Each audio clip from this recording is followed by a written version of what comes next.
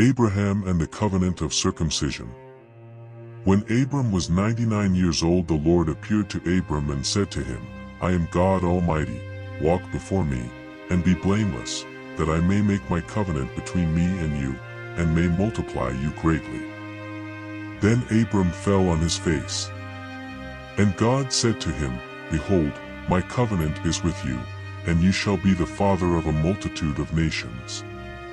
No longer shall your name be called Abram, but your name shall be Abraham, for I have made you the father of a multitude of nations. I will make you exceedingly fruitful, and I will make you into nations, and kings shall come from you.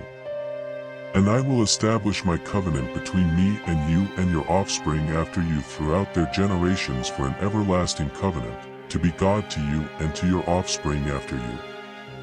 And I will give to you and to your offspring after you the land of your sojournings, all the land of Canaan, for an everlasting possession, and I will be their God. And God said to Abraham, As for you, you shall keep my covenant, you and your offspring after you throughout their generations. This is my covenant, which you shall keep, between me and you and your offspring after you. Every male among you shall be circumcised. You shall be circumcised in the flesh of your foreskins, and it shall be a sign of the covenant between me and you. He who is 8 days old among you shall be circumcised. Every male throughout your generations, whether born in your house or bought with your money from any foreigner who is not of your offspring, both he who is born in your house and he who is bought with your money, shall surely be circumcised. So shall my covenant be in your flesh, an everlasting covenant. Any uncircumcised male who is not circumcised in the flesh of his foreskin shall be cut off from his people. He has broken my covenant. Isaac's birth promised. And God said to Abraham, As for Sarai your wife, you shall not call her name Sarai, but Sarah shall be her name. I will bless her, and moreover, I will give you a son by her. I will bless her, and she shall become nations, kings of peoples shall come from her. Then Abraham fell on his face and laughed and said to himself, Shall a child be born to a man who is 100 years old? Shall Sarah, who is 90 years old, bear a child? And Abraham said to God, Oh, that Ishmael might live before you. God said, No, but Sarah your wife shall bear you a son, and you shall call his name Isaac.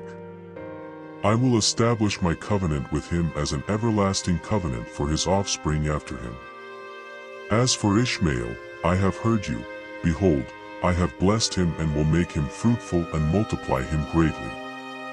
He shall father 12 princes, and I will make him into a great nation. But I will establish my covenant with Isaac, whom Sarah shall bear to you at this time next year.